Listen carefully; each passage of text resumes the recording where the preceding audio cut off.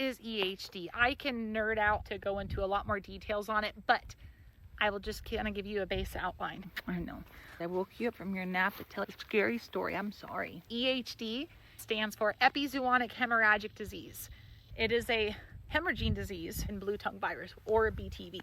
This virus, it causes massive internal hemorrhaging and has a 90% mortality rate. It is, in my opinion, one of the most significant threats to wild deer and captive deer. EHD is caused by a Coeluchides midge. Some people call them punkies, no-see-ums, and they're these little tiny bugs, like a little speck.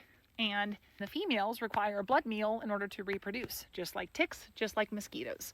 They breed in wet, muddy environments like cattle ponds in the summer and fall, especially during seasons where you have lots of rain and then lots of drought. It's perfect conditions for this. When you have like a creek and you have a season with a lot of heat and it creates those muddy pools, the midges breed in that. This, bad.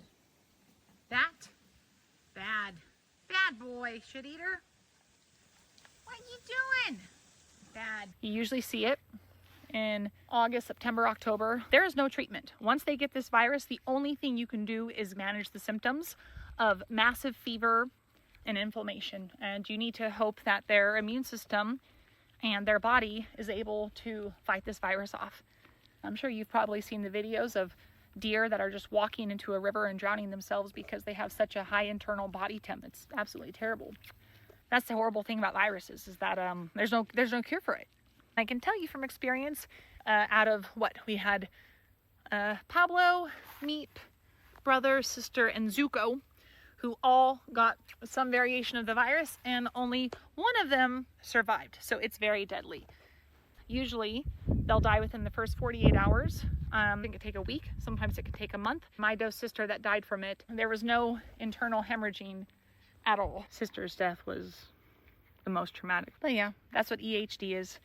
Back to your question about, do deer make good pets? EHD is one of those examples where if you don't know how to prevent it and how to help them with it, you're literally just raising them up for an insect to slaughter and trauma and pain on your heart. This virus is probably one of the things that I am most afraid of and also the most passionate about when it comes to these animals, because I have seen firsthand what this virus does, and it is not fun. So how do you combat a virus that has no cure to it? I've met with specialists and learned about these insects, learned about what they do, learned about how they behave, learned about what kills them. And I have documented all of the things I've learned that help combat these insects and keep them off your property. If the virus wants to kill them, it will. In my opinion, it's much easier to prevent EHD than it is to try and treat it.